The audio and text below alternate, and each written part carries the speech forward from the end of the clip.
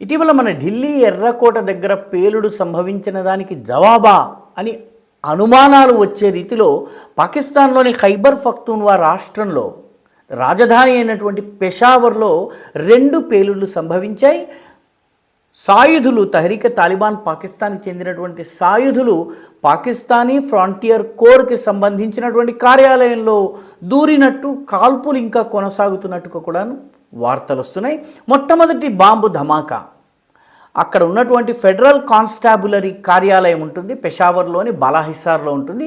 అక్కడ పేలుడు సంభవించింది. చాలామంది చనిపోయి ఉంటారు, అనేక మంది గాయపడ్డారు. ఇంకా వివరాలు పాకిస్తాన్ బయటకి రానివ్వటం లేదు.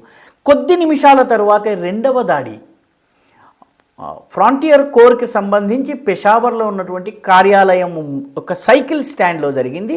ఈ సైకిల్ స్టాండ్లో జరిగినటువంటి పేలుల్లో కూడా చాలా వాహనాలు ధ్వంసమయ్యాయి, కొందరు చనిపోయారు, చాలామంది గాయపడ్డారు.